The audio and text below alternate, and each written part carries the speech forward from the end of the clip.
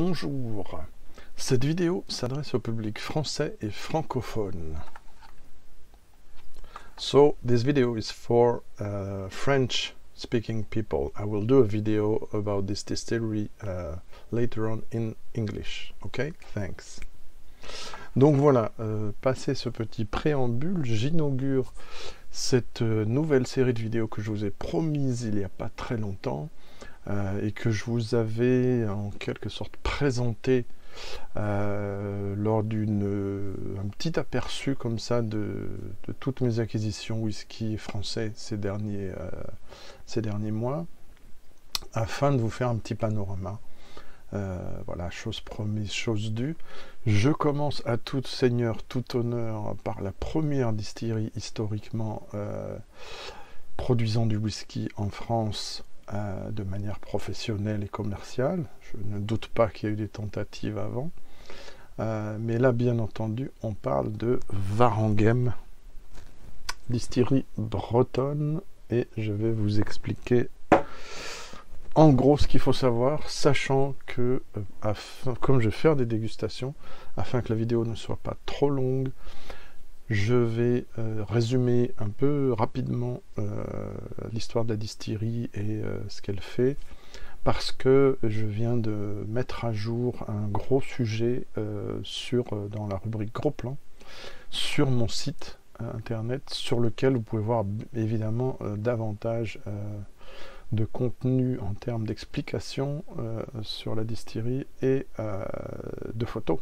Voilà, parce que mettre plein d'inserts, etc., c'est pas mon truc. Le montage, c'est pas mon truc. Je suis pas bon là-dedans, donc il faut faire ce dans quoi on est bon. Je suis désolé pour ceux qui préfèrent ce type de vidéo. Vous l'aurez compris si vous suivez ma chaîne depuis un moment, c'est pas ce qui se passe ici. Et même si l'offre en vidéo française sur le whisky français est vraiment maigre, comparée à l'offre anglo-saxonne, voilà, ça vous permettra quand même d'avoir un petit aperçu et puis d'avoir aussi mon opinion sur ces whiskies. Je vais diviser, avant d'aller plus loin, cette couverture entre guillemets du whisky de chez Warenghem en deux parties, en deux vidéos, parce qu'il y a matière à d'une part, et surtout parce que je voudrais vous donner mon retour sur des dégustations de deux types différents de whisky, des assemblages de type blended whisky, comme vous voyez ici,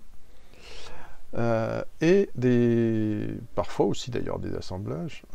Je n'ai pas de single cask sur la table, donc ce sont aussi des assemblages, mais la catégorie c'est le single malt, et évidemment par exemple celui-ci.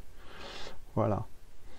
Alors le public français connaît davantage le mot armorique que le mot Warenghem, que pourtant on voit en deuxième position. D'ailleurs, il me semble que la distillerie travaille à rebaptiser entièrement les choses sous le nom d'armorique, si ce n'est pas déjà fait là, il y a très peu de temps, pour éviter toute confusion, aussi parce que Warenghem, ce n'est pas un nom originaire de la Bretagne, mais du nord de la France, d'où est issue originairement la famille Warenghem. Et on va enchaîner sur un petit historique. Donc voilà, sur la table, j'ai un certain nombre de whisky. Aujourd'hui, on va en goûter 3.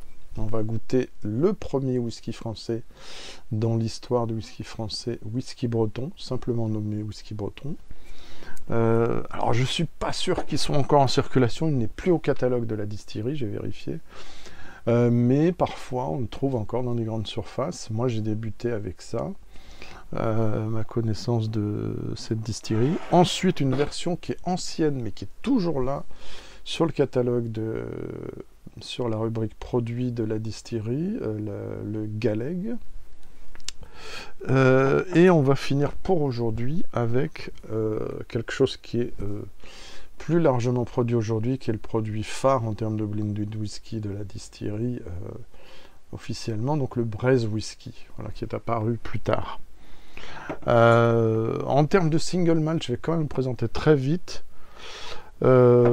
une de mes versions vraiment préférées, c'est le classique. Nous verrons ça donc là, au prochain épisode. Nous dégusterons aussi le double maturation. Alors là, je vous montre les conditionnements au packaging, au public anglo-saxon, qui sont anciens.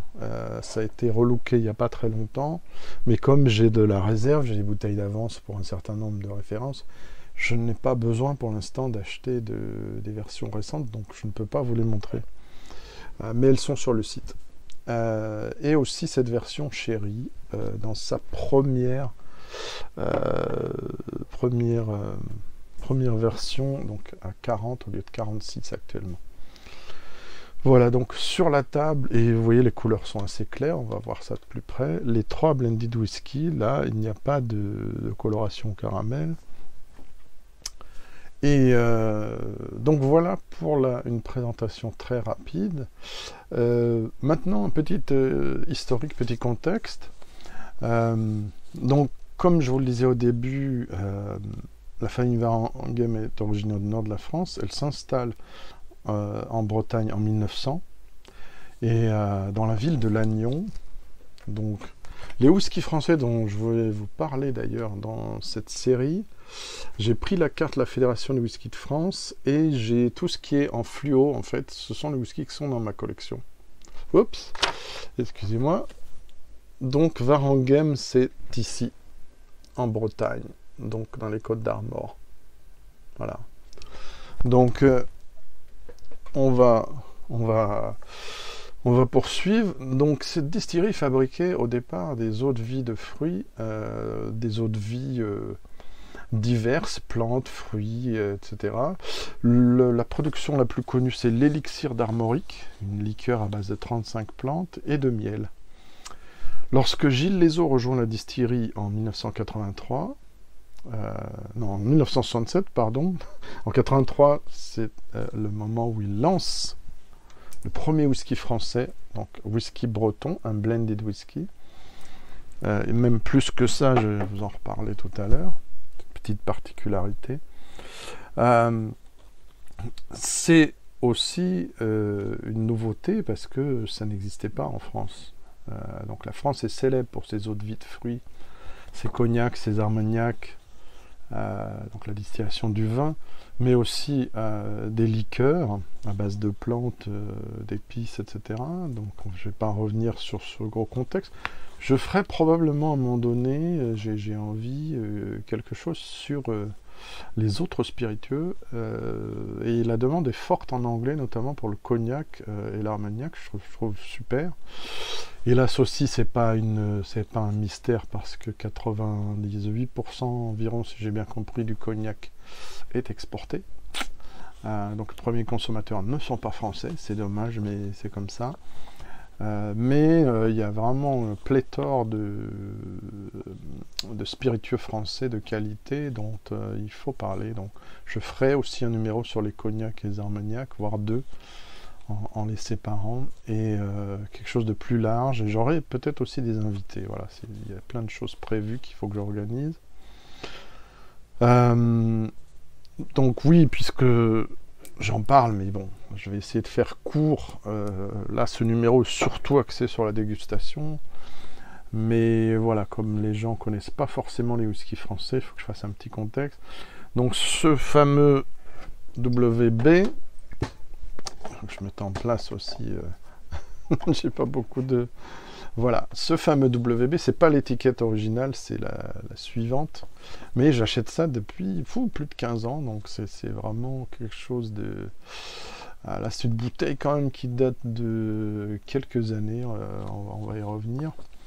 La particularité de ce whisky, c'est que c'est un single blend, comme on dit.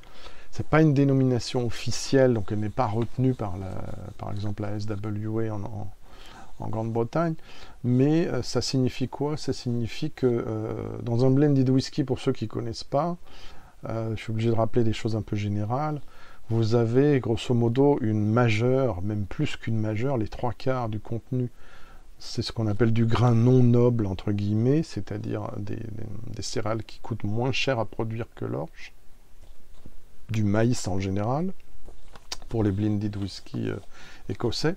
Et la particularité, c'est du blé. Donc le blé remplace le maïs, donc ça change évidemment aussi le goût. Le blé pour 75% et pour 25% de l'orge maltais. Et comme les deux proviennent de la même distillerie, on surnomme ça, même si c'est pas officiel, c'est même pas marqué sur l'étiquette, on surnomme ça un single blend. Et les single blends sont très rares dans le milieu du whisky. Il y a peu de distilleries qui peuvent en produire, notamment en Écosse.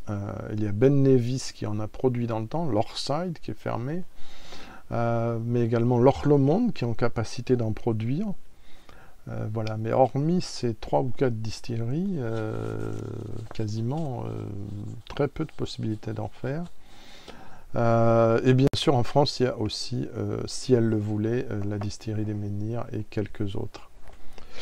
Donc, voilà, poursuivons notre petit historique. Donc un des premiers whisky commercialisés en France, y compris en grande surface, avec 2 réactions du public. Une réaction d'enthousiasme et qui a vraiment soutenu ce whisky, et j'en fais partie en l'achetant, en parlant. Et une réaction opposée qui est mais qu'est-ce que c'est que ça? C'est en grande surface, ça ressemble pas au scotch Chivas, Valentine, etc. Ou c'est un peu trop typé, j'aime pas. Donc les 2 réactions sont là, ça se voit dans les forums de whisky, des choses comme ça. Donc c'est un whisky qui a suscité à la fois de l'enthousiasme et une certaine opposition, on va dire, d'un certain milieu un peu moins ouvert peut-être que d'autres. Ensuite, en 1998, et je n'ai plus la version, donc je suis désolé, je ne peux pas vous la montrer, mais grosso modo, ça ressemblait un peu à ça, mais avec une étiquette beaucoup plus claire, blanche ou crème, suivant les versions. Donc le premier single malt en 1998, là encore, nouveauté dans les supermarchés, c'est pas cher, comme l'autre, comme le whisky breton, c'est pas cher, c'est abordable, à peine une trentaine d'euros, c'est plutôt bien fait, c'est souvent 4 ans d'âge, parfois 7. Bon là on est plus sur 3 ans, 3 à 5 ans. Donc voilà, première importante en 98, premier single malt français. Voilà. Après, on va très vite. En 2015, la distillerie Warenghem a obtenu l'indication géographique de whisky breton, qui garantit entre autres que le whisky est brassé, fermenté, distillé et vieilli en Bretagne. Voilà. Je regarde l'heure. David Roussier était le gendre de Gilles Lejour. Quand M. Lejour part à la retraite, il travaillait déjà dans la distillerie, il reprend le flambeau, et la date, je l'ai oubliée là, mais elle est sur le site. En 2019 aussi, il faut dire que la distillerie sera en partie reconstruite et étendue, le centre d'accueil notamment, il y a un chai supplémentaire. L'idée c'est de tripler à terme le stock de fûts en maturation. Là on est sur 200 000 à 400 000 litres, il me semble que c'est 200 000 litres d'alcool pur par an, 120 000 à 200 000, 180 000, voilà, excusez-moi, j'avance pas assez vite sur mon topo. Alors, autre chose aussi, depuis 2020, le blé et l'orge sont sans OGM, la totalité des grains est certifiée bio. Voilà, donc l'orge est soit locale, bretonne, soit provenant d'autres régions, mais toujours de France. Voilà, je passe sur les détails techniques, sur le brassage, la fermentation, etc. Vous verrez ça sur le site, si vous voulez bien, ainsi que sur les types de chais, même si ça a son importance. Il y a une influence un peu marine. Les chais sont modernes. Les fûts utilisés, c'est plutôt du Bourbon, du Xérès, donc ex-Bourbon, ex-Xérès, donc fût américain ou européen, et du chêne neuf de Bretagne. Donc on y reviendra dans la partie single malt. Mais il y a toutes autres sortes de fûts qui sont utilisés, Porto, Madère, Xérès, Palo Cortado, Chouchen. Donc 3 différents blended whisky dans la gamme régulière, mais plutôt 2 à en croire le site, donc le Galeg et le Braise Whisky. Je reviens pas sur la gamme des single malt parce qu'on va voir ça au prochain numéro, ainsi que les éditions limitées. Voilà. Pour finir, disons que vous pouvez aussi trouver leur whisky désormais, puis cette année, dans la chaîne Biocop, qui vous souhaitez des whiskies bio, mais sous un autre nom que le nom d'Armorique, donc Irvaz. Voilà, 2 versions, tradition, ex-fût de Bourbon et double fût Bourbon et Sherry. Voilà.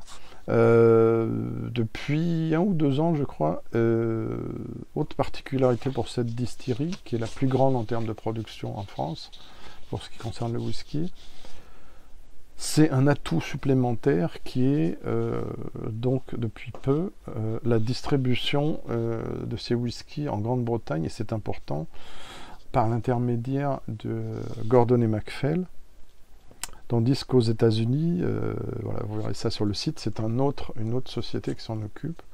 Donc vraiment, c'est une chance pour cette distillerie de se faire connaître davantage à l'étranger. Donc voilà, je vous engage à aller sur le site pour pouvoir, sur mon site gregswhiskyguide.com, pour avoir davantage d'informations, des visuels, des liens aussi vers la distillerie, enfin voilà, beaucoup d'informations. Nous, on va déguster maintenant whisky breton, correspond à ça dans le verre. C'est un whisky donc que je déguste depuis très longtemps. Les notes, la note chiffrée que je lui ai donnée aux très nombreuses dégustations est de 87 sur 100.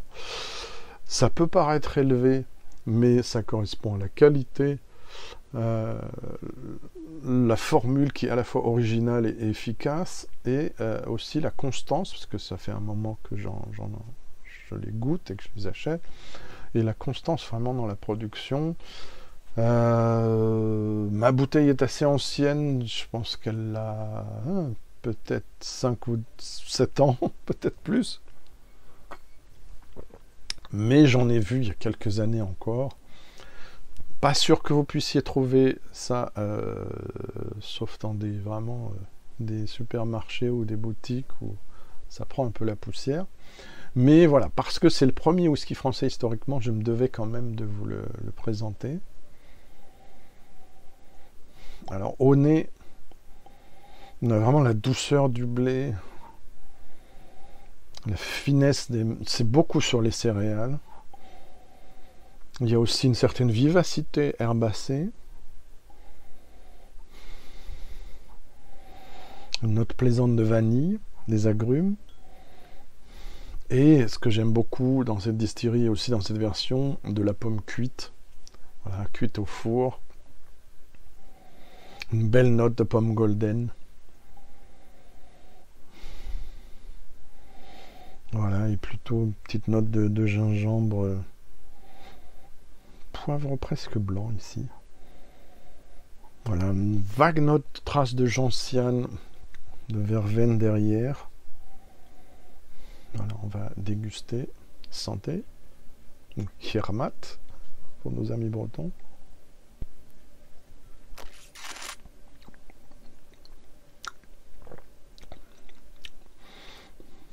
En bouche, on retrouve... Alors bon, comme la bouteille est ouverte depuis longtemps, les fruits ne viennent pas en avant, mais plutôt les épices. C'est ensuite seulement qu'on a les fruits.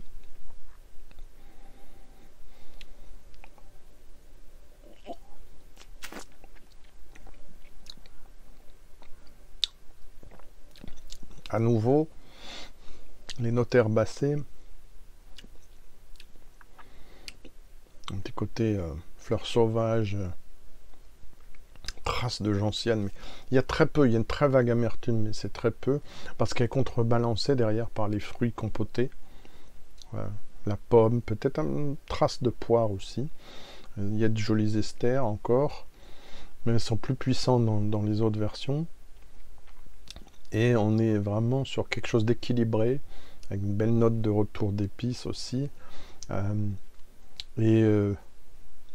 a vraiment une belle harmonie. Je vais le déguster avec un petit peu de quelques gouttes d'eau.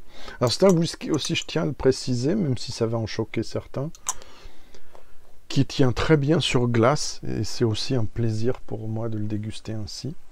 Pourquoi ce whisky n'a pas plu à certains? Parce que j'ai fait des dégustations aussi. Parce que les gens s'attendent à autre chose d'un blended whisky avec le modèle écossais.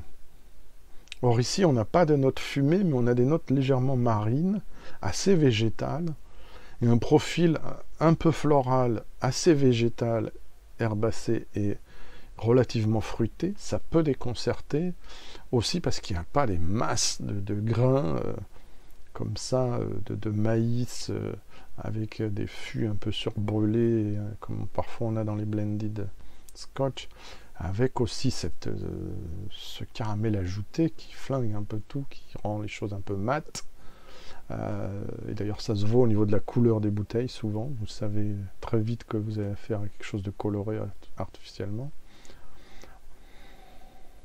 Et là il y a un côté pur qui fait que ça peut désorienter, mais moi je trouve ça assez intéressant. Voilà, donc quelques gouttes d'eau.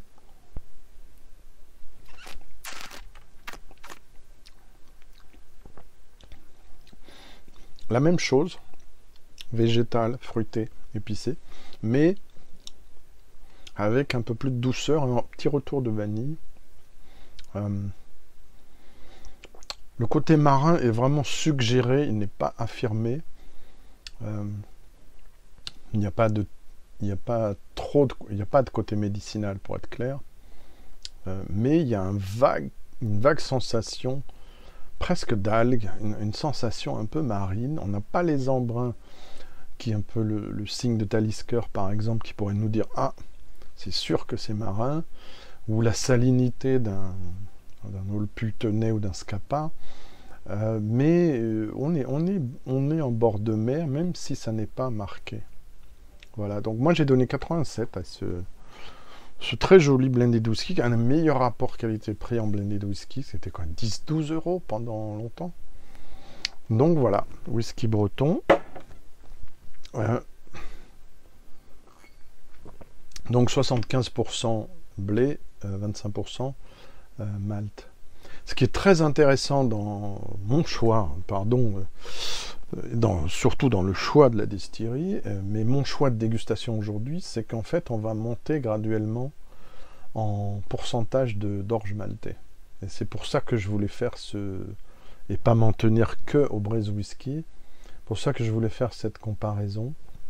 Parce que donc là nous allons déguster vraiment un de mes whiskies français favoris, le Galeg. Et oui, il faut que je surélève ça parce qu'on ne voit pas trop en fait. Cacher les marques, c'est toujours compliqué. Aussi, autre chose que je n'ai pas dite, c'était une évidence, on est en supermarché, même si ça je l'ai trouvé en supermarché aussi. C'est aussi la force de vente de Varangem d'avoir vraiment réussi à s'imposer en petite, moyenne et grande surface, surtout moyenne et grande, avec des choses un peu plus pointues parfois que l'ordinaire. Donc là où on était à 40 degrés avec whisky breton, on est à 42 ici avec le Galeg. Donc le Galeg, effectivement, c'est la France. Je l'ai oublié de le dire, oui, c'est distillé 2 fois. Évidemment, tous les whiskies de la distillerie sont distillés 2 fois, à part peut-être quelques essais. Et alors, je ne sais plus s'il y avait des choses que je ne connaîtrais pas indiquées. Oui, eau granitique, c'est l'influence de la proximité de la mer. Climat tempéré et humide. Donc ça joue aussi.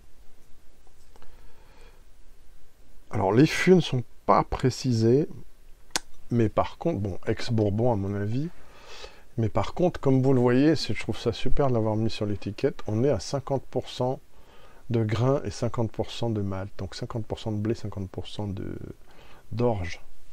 Et c'est très intéressant parce que c'est au-dessus, peut-être vous ne le savez pas, des 3/4 de la production des Scotch Blended Whisky écossais, qui s'en tiennent aux 75% maïs et 25% malt. Donc ça signifie aussi qu'il y a plus de puissance en termes d'expressivité, l'orge ayant plus de personnalité que le maïs lorsque c'est produit de cette façon. Après, ça dépend des fûts, des années, etc. Au niveau de la couleur, on est toujours dans les couleurs claires. Donc, entre paille et vraiment jaune, jaune clair. Vin blanc, si vous préférez, muscadet. Alors, là, j'ai mes notes. Je vais y recourir. Alors, c'est une version qui est apparue en 2008. Mon expérience à l'époque était moindre qu'aujourd'hui, mon enthousiasme peut-être un peu plus grand, et la note, peut-être les lots ont changé aussi, la note que je donnais à l'époque était de 93 sur 100.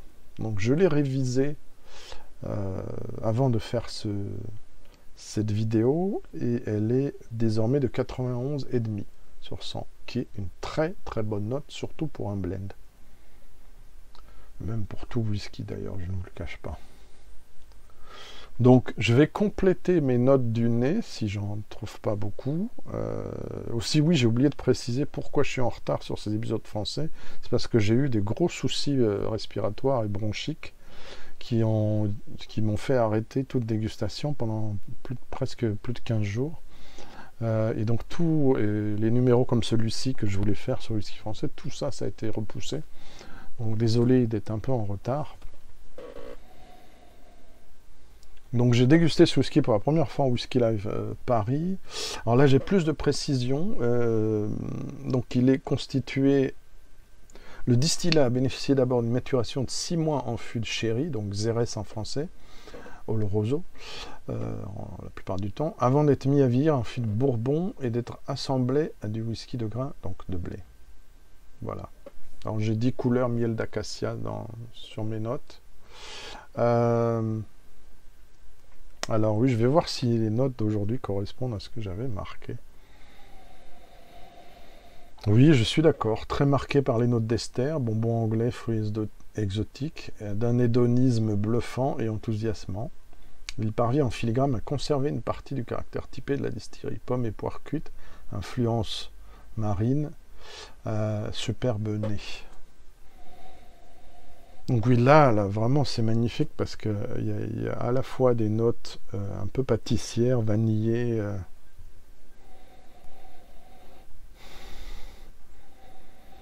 Ah, c'est pas du croissant, mais ouais, c'est un côté presque frangipane. Et on a aussi ces notes végétales, donc un petit côté un peu... presque marin, avec aussi des notes un peu herbacées, des notes de gentiane et d'autres plantes. Mais effectivement, on est presque, il y a un petit côté méli-mélo de fruits exotiques ouais, entre le premier et le second plan, ça revient... Voilà, c'est assez doux au nez, on va voir en bouche.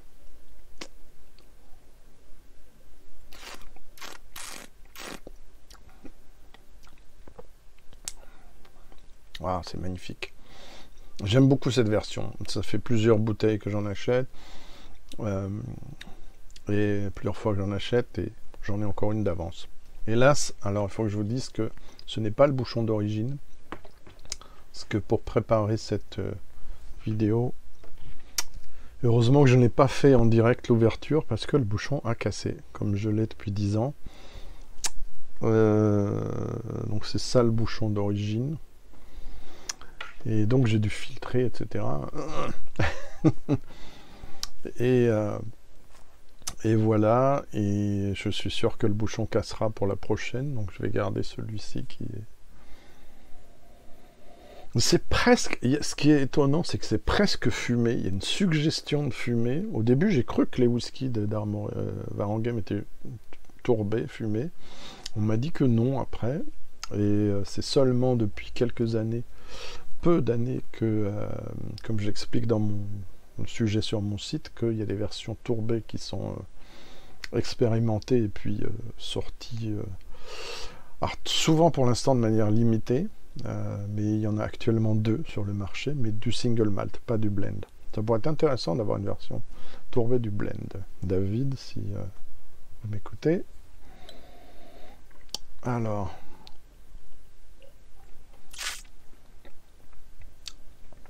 oui, alors j'avais pas eu le coin, effectivement, en bouche j'avais trouvé du coin, banane, ananas, coin, belle rondeur et longueur en bouche, incroyable, oui c'est vrai. Je vais rajouter un peu d'eau.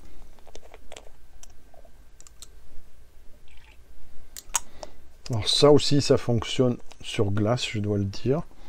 Alors je recommande, si vous utilisez des glaçons et des choses comme ça, vraiment, vous pouvez utiliser de l'eau minérale, qui n'est pas trop marquée en goût, dans les glaçons. Éventuellement utiliser un ice ball, donc une grosse boule unique. Il y a des appareils maintenant pour ça. Et voilà, ça permet de faire fondre la glace plus lentement. Moins marquer le whisky, parce qu'évidemment la glace casse les arômes, mais pendant, on va dire, les premières minutes, ça fonctionne plutôt bien. Mais évidemment, pour ce whisky et le suivant, je vous les recommande plutôt secs, avec un petit quelques gouttes d'eau à votre convenance, un peu plus. Évidemment, les bouteilles sont les vôtres, c'est vous qui décidez de ce que vous en faites et avec quoi vous le mélangez.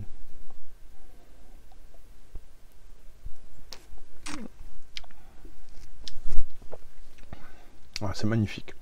Il y a le côté comme ça gourmand des esters. On a presque une salade de fruits en partie exotique, en partie pomme, poire, ananas, etc. C'est sympa. En version liquide. Et très très bel équilibre de cette version qui fait que je la préfère même, je pourrais même augmenter à 92, je la préfère même au Braise Whisky, qui est le plus mis en avant par la distillerie. Mais qui, oui, bah d'ailleurs il obtient 90, qui est très très bonne note aussi, mais légèrement en dessous. Alors, j'ai mon hypothèse du pourquoi. C'est possible que ce soit une question de fût, parce que désormais la distillerie a vraiment apparemment que des chais modernes. Donc le distill a été un peu plus sec du coup. Il y a plus de tannicité. J'essaie de cacher la marque de la caméra. Alors là, comme vous le voyez, les choses sont claires. 65% de malt, 35% de grains. On ne vous ment pas sur l'étiquette, on vous dit comment c'est fait. Voilà, et puis la signature, l'hermine, donc on est vraiment en Bretagne. Donc pour celui-ci qui correspond à ce verre-là, vous voyez qu'on est presque dans la même couleur. Il n'y a pas d'artifice ici. J'ai oublié de parler des prix. On était dans 15-20 € pour le précédent. Je crois que je l'ai marqué maintenant. 21 € sur le site internet pour le Galeg, c'est extraordinaire. Ça équivaut pour moi... En qualité, c'est quasiment...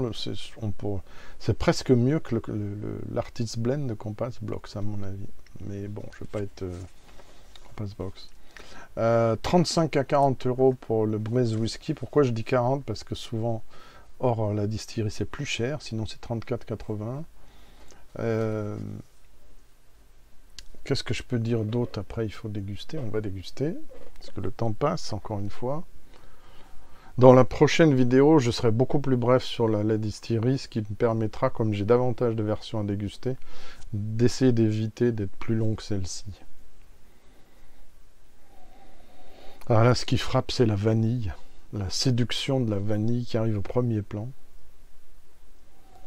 La bouteille n'est pas ouverte depuis très longtemps, mais je l'ai déjà goûté 2 fois par ailleurs, donc faites-moi confiance.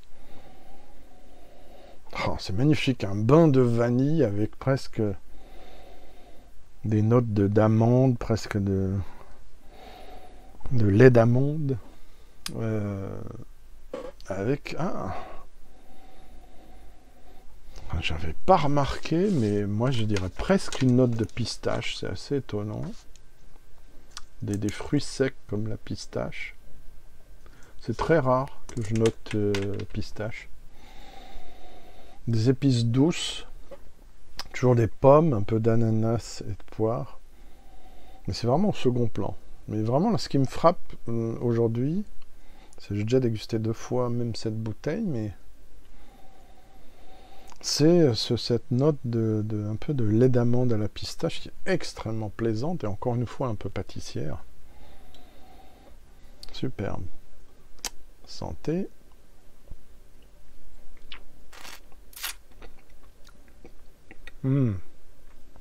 C'est très bon. D'où cette note de 90. C'est très bon, c'est très bien fait. Et en plus, c'est une version 2020, donc vous pouvez être tranquille. Donc ouais, dans la précédente, même si je ne l'ai pas évoqué, dans celle-ci, on le sent vraiment, il y a la douceur, une légère sucrosité naturelle du blé, elle ressort. Parce qu'on est à 35%, on n'est plus à 25%. Et en même temps, le caractère de la distillerie avec ce côté vraiment pomme cuite au four, etc., du distillat, il ressort aussi très fortement. Après, c'est toujours une question de l'assemblage. Mais voilà, agrumes, vanille, épices douces. Qu'est-ce que je lis encore? Un côté exotique.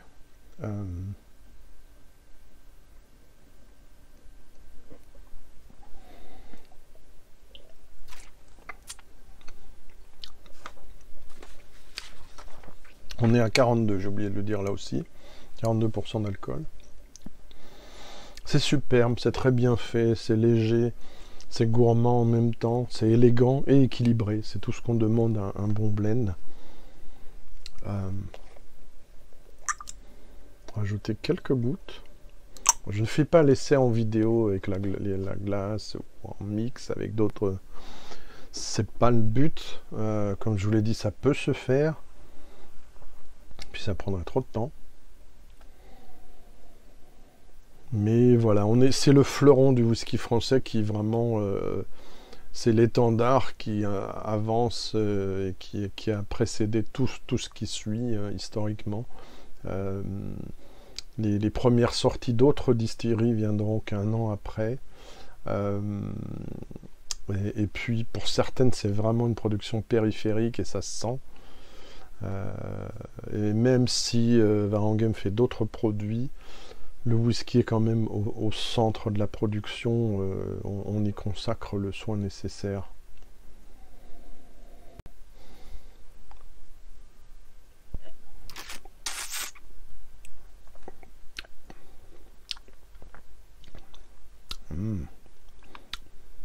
Tout ce que j'ai dit précédemment, avec un peu plus de d'onctuosité, petit côté un peu presque gouléant, très agréable, très équilibré, les épices douces, les